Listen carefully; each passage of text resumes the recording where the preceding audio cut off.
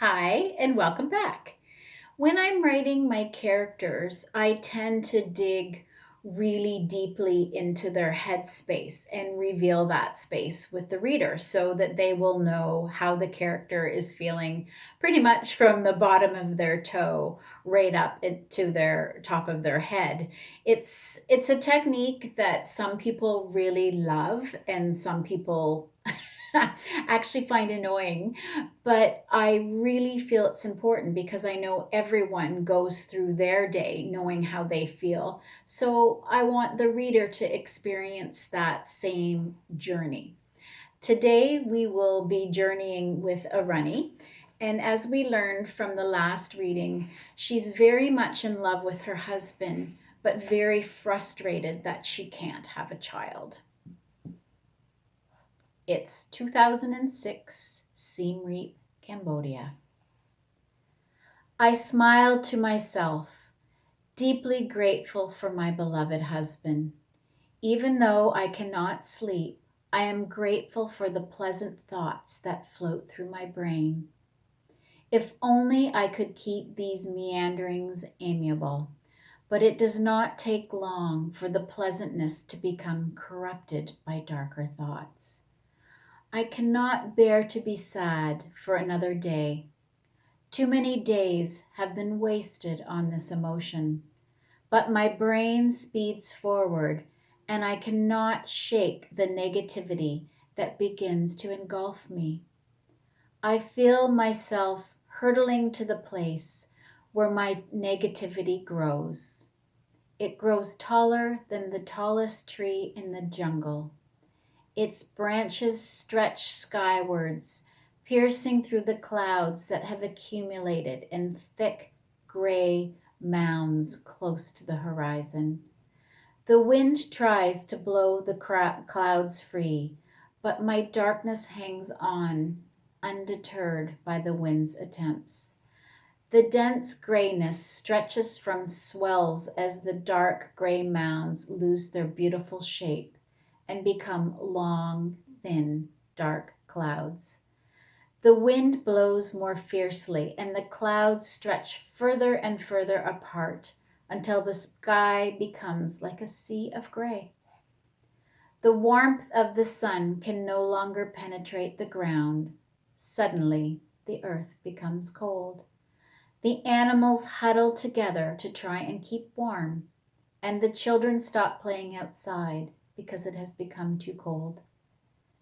The splendor of our earth and all the creatures that inhabit it yearn for the warmth of the sun.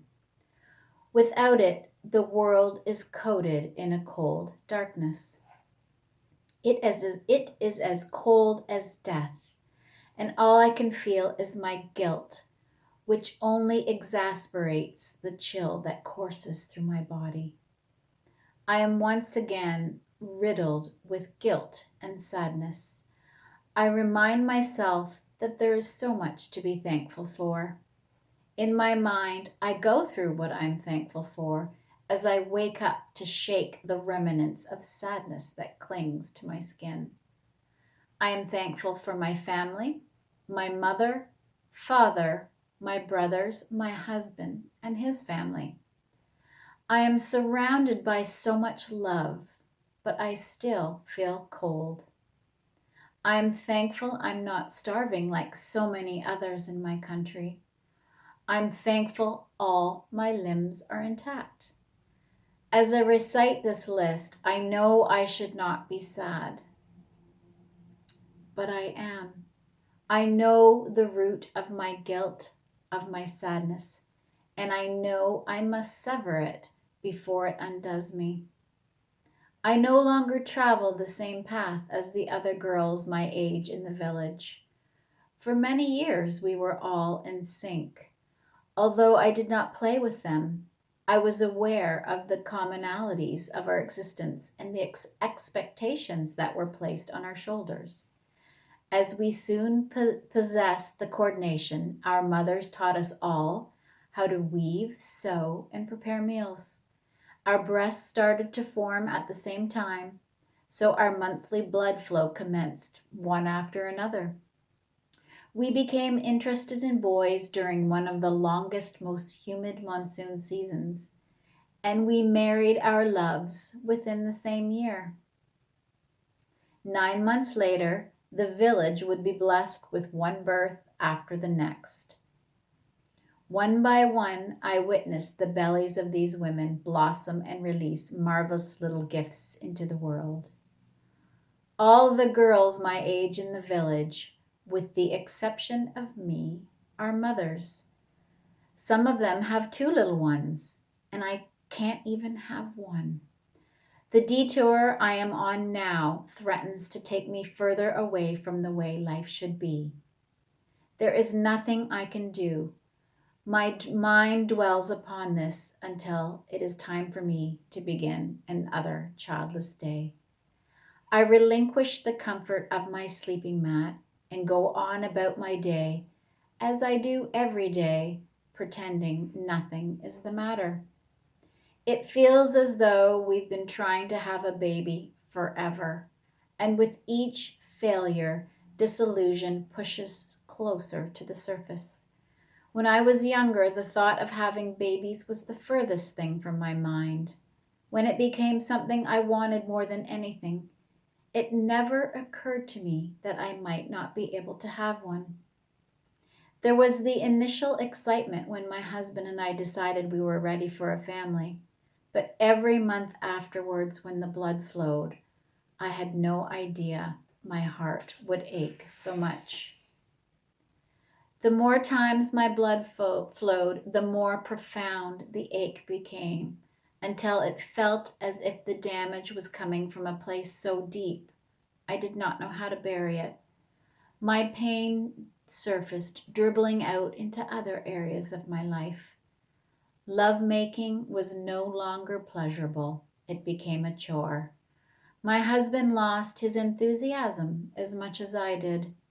Subtle cracks appeared to fraction our unity, dividing us in a way neither of us could control.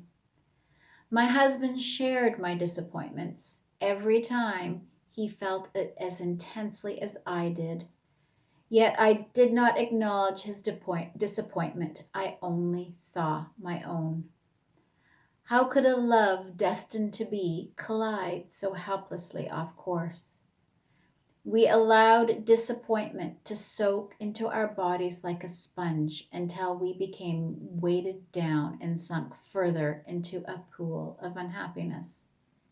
It happened slowly, so neither of us was able to grab a hold of it and smother the disenchantment before it choked us.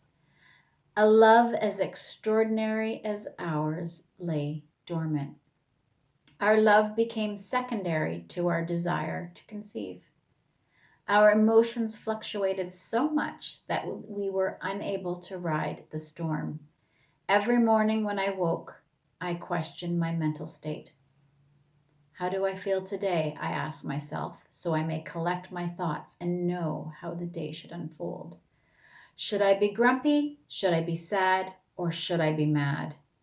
There are many options, but what emotion am I feeling?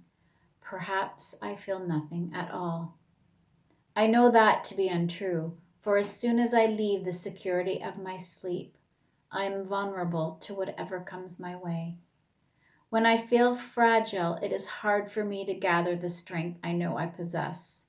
Sometimes I just want to have the option of putting my head back down so I can sleep the day away and not have to talk to anyone, so I do not have to deal with the noise inside my head. I do not want others to look at me, and I do not want to look at them, because everyone and everything bothers me. I rationalize when everyone and everything bothers me. The problem, it's not me, it's not the world, it is me, and I need to change my attitude. Upon reaching this conclusion, I feel better. I believe I have it sorted out in my head. I feel better. Any setbacks at this time are under control, fleetingly felt and left for the wind. I take control by remembering happier times. I think of my wedding day and relive my most favorite parts. In order to create that balance between the light and the dark, tomorrow we will venture into the light when Arunny remembers her wedding. Thank you for listening.